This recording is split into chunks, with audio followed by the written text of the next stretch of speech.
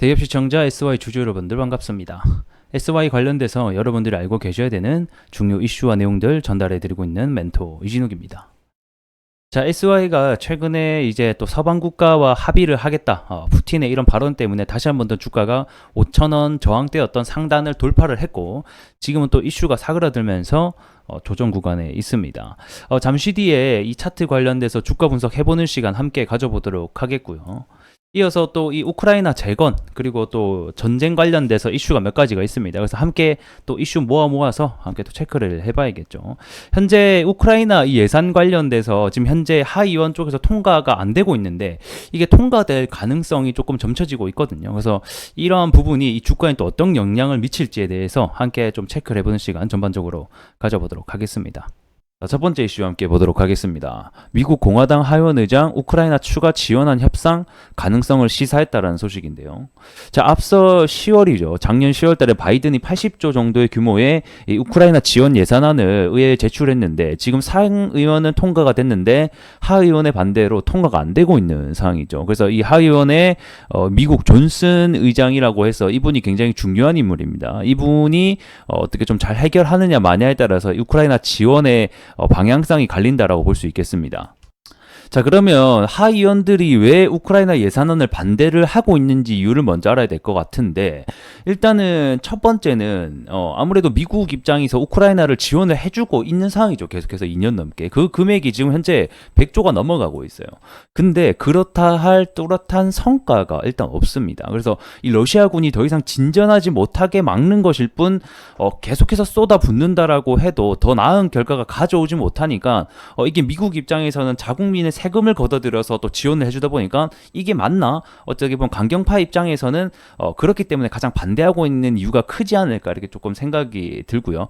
그리고 무엇보다 이렇게 계속해서 지원을 해주게 된다라는 것 자체가 이 전쟁을 계속 끌어나가겠다라는 것이기 때문에 이 재건주에게는 사실상 조금 안 좋은 뉴스라고 보실 수 있습니다. 그래서 앞전에 이 예산안 통과가 계속 안 되고 있다라는 소식은 재건주에게 호재죠. 왜냐하면 이 우크라이나 그리고 러시아 전쟁의 가장 지금 중요한 키 중에 하나가 이 외부의 자금 지원이 계속 되냐 안 되냐 여부거든요.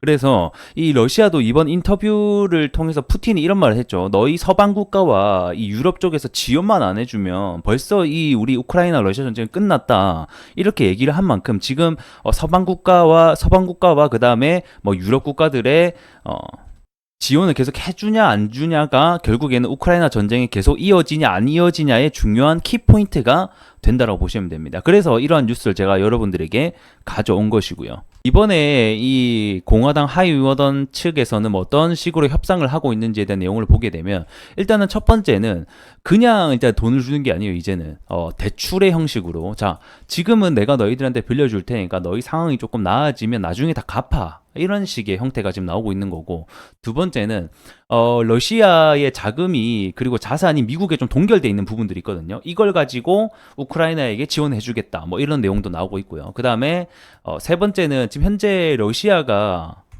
뭐 천연가스라던가 이 천연 자원을 가지고 이거를 가지고 이제 전쟁 자금에 투입이 많이 되고 있는 상황인데, 이 또 미국에도 천연 자원이 많지 않습니까? 이거를 다시 한 번 더 미국이 수출을 확대를 해가지고 이 러시아에 대한 자금이 좀 줄어들 수 있도록 할 수 있는 방안을 여러 가지를 좀 기획 중에 있다라고 합니다. 그래서 아래 내용을 보게 되면 이 우크라이나에 대한 무상 지원이 아닌 유상 지원, 제가 아까 말씀드린 대출에 대한 형식과 그 다음에 러시아 측의 동결 자산을 몰수해서 이걸 좀 활용하겠다라는 부분이 지금 현재 거론이 되고 있기 때문에 추후에 이 우크라이나 지원안이 정말 통과가 되는지 안 되는지 여부를 함께 좀 지켜봐야 되는 문제이지 않을까 싶습니다. 만약에 정말 추가 지원안이 다시 한 번 더 통과가 된다라고 하면 그만큼 이 기간이 전쟁이 더 지속이 될 수 있기 때문에 사실상 재건주에게는 좀 안 좋은 소식이 될 수 있다. 이렇게 좀 전달해 드리도록 하겠습니다. 자, 그리고 관련된 뉴스를 한 개 더 보게 되면, 자, 젤렌스키가 미국 지원이 없으면 단계적으로 후퇴에 직면한다. 이런 뉴스가 있죠. 그래서 아까 제가 말씀드린 대로입니다. 이 미국의 지원 그리고 유럽의 지원이 결국 없으면 우크라이나는 결국 후퇴할 수밖에 없어요. 지금 현재 상황이 포탄도 없어가지고 지금 제대로 전쟁이 지속되지 않는 상황이라고 저는 알고 있거든요. 작년에 이제 지금 그 미국의 지원이 끊기게 되면서 굉장히 어려운 상황이라고 알고 있습니다. 자, 이러한 상황 속에서 계속해서 미국의 예산이 통과가 안 되면 결국에는 이 젤렌스키도 방법이 없기 때문에 이 휴전에 대한 가능성을 좀 염두에 두지 않겠나라고 보고 있습니다. 그래서 내용을 보게 되면 결국 뭐 미국의 군사 지원이 없으면 우크라이나 군은 조금씩 후퇴할 수밖에 없다. 자, 지금 현재 포탄도 없다는 것을 뜻한다라고 나와 있죠. 그러면서 결국에는 이 지금 젤렌스키가 이 존슨 하원 의장에서 계속해서 통과할 수 있도록 예산안이 지원을 호소를 하고 있는 상황이라고 보시면 됩니다. 자, 마지막 뉴스입니다. 우크라이나 대선 불발에 대한 뉴스인데요. 뭐 크게 주가에 영향을 미칠 만한 요소는 아닙니다만 가볍게 보시면 좋을 것 같습니다. 원래 이 젤렌스키가 2019년 5월 달에 취임을 해서 올해 5월에 임기가 끝났는데요. 그래서 원래라고 하면 3월 달에 대선을 이제 준비를 하고 치러야 됐는데 사실상 지금 전쟁 중에 있기 때문에 아무래도 이 대선을 치르지 않고 자동으로 좀 임기가 연장이 될 것으로 보고 있습니다. 그래서 뭐 한 측에서는 뭐 네가 저기 푸틴이랑 다른 게 뭐냐, 푸틴도 이번에 거의 장기 집권을 다시 한 번 더 성공을 했죠. 그래서 민주주의의 정당성을 보여줘라 뭐 이런 의견도 있고요. 뭐 한 측에서는 전쟁 중이니 계엄령이 떨어진 상황이니 어쩔 수 없다라는 의견도 있고 뭐 다양하게 존재한다라고 보시면 좋을 것 같습니다. 그래서 오늘 뉴스는 좀 간단하게 이렇게 좀 정리를 해보도록 하겠고요.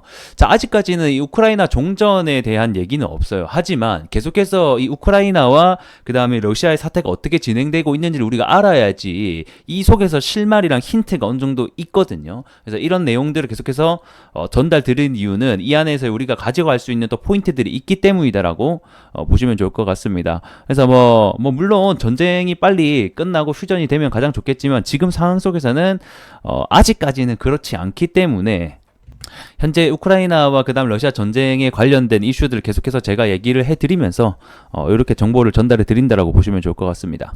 자, 차트 함께 보도록 하겠습니다.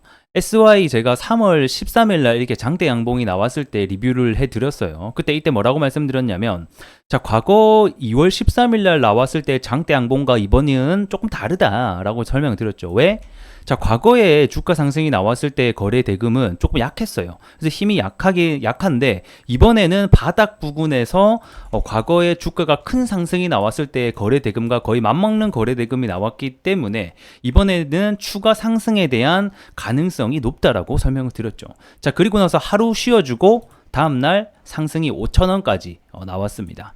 제가 1차적으로는 이 5,000원 가격대를 돌파해주고 안착해주는 게 또 중요한 포인트라고 말씀을 드렸는데, 해당 가격 라인에서 저항을 받고 현재는 떨어져 있는 상태라고 보여지고, 제가 여러분들에게 하나하나 알려드리는 가격대와 중요한 부분들은 괜히 말씀드리는 게 아니라 다양한 경험과 그리고 어떤 근거에 대비해서 말씀드린다는 점 다시 한 번 더 참고 좀 부탁드리면 좋을 것 같고요. 자, 그러면 지금 주가는 어떤 상태인지를 한번 보게 되면 1차적으로 바닥에서 들어왔던 수급, 즉 돈이 한 차례 이 5,000원 저항대에서 매도를 한 것으로 보여집니다. 왜 그러냐면 일단은 단기적으로 주가가 저항대에 위치해 있는데 음봉과 그 다음에 거래량, 더 많은 거래량을 터뜨렸죠. 이거는 위에서 어느 정도 물량을 좀 정리를 했다라는 소리고, 자, 그렇기 때문에 주가가 이런 식으로 조정이 나온 겁니다. 자, 원래 주가라는 것은 이렇게 일자로 계속 상승만 하지 않습니다. 이렇게 분출하는 과정이 있다라고 하면 조정하는 과정도 당연히 거쳐야 되는 아주 건강한 조정 구간이라고 저는 보고 있습니다. 그래서 과거 당시에 주가가 올라갔던 것을 보게 되면, 자, 이런 식으로 분출을 하고 나서 조정 구간이 이렇게 반드시 있기 마련입니다. 자, 과거에도 보게 되면 상승 있고 나서 조정 구간, 그리고 재상승 이랬던 것처럼 다시 한 번 더 SY는 뭐 주가가 위로 올라갈지 뭐 아래로 갈지는 아무도 모르는 영역이긴 하죠. 하지만 과거에 주가가 올라갔던 것처럼 지금도 한 차례 분출 이후에 주가 조정, 그리고 나서 재상승으로 가기 위한 중요한 길목에 놓여져 있다라고 보시면 좋을 것 같습니다. 자, 왜 그러냐면 현재 이 형광색 선과 이 핑크색 선이 121선과 241선의 장기 이평선이거든요. 이게 굉장히 중요한 역할을 합니다. 자, 과거에서부터 보게 되면 이 장기 이평선 아래로 주가가 위치하니까 여기 구간이 저항대로 작용을 하게 됐죠. 그래서 이 구간을 뚫기 위해서 한 번, 두 번, 세 번, 네 번, 그리고 이번에 오랜만에 이걸 뚫었단 말이에요. 이거를 이제 뚫은 만큼 여기 가격대를 좀 잘 지지해주고 여기에서 돌아 나가는 게 가장 베스트 시나리오가 되겠다. 그래서 이번에 장기 이평선을 뚫은 만큼 장기 이평선 위에서 좀 잘 주가가 안착해줘서 다시 한 번 더 주가가 올라갈 수 있을지에 대한 부분을 좀 추적해 보시면 좋겠고, 만약에 가격대로 보게 된다고 하면 현재 4,400원 구간이죠. 이 구간을 이탈하게 된다고 하면 추가 실망 매물 때문에 이 4,000원 초반대까지 다시 한 번 더 하락을 할 수 있다는 점까지 염두에 주셨으면 좋겠습니다. 자, 오늘 간단하게 이렇게 차트 분석 맞춰보도록 하겠고요. 자, 앞으로 SY 관련돼서 중요한 것은 결국 우크라이나 협상 테이블이 열리냐 안 열리냐가 좀 중요할 것 같고, 그와 관련된 실마리가 될 수 있는 내용들 나타날 때마다 여러분들이 계속 전달해 드릴 수 있도록 할 테니까 구독과 좋아요 한 번씩 부탁드리면서 다음 시간에 뵙도록 하겠습니다. 고맙습니다.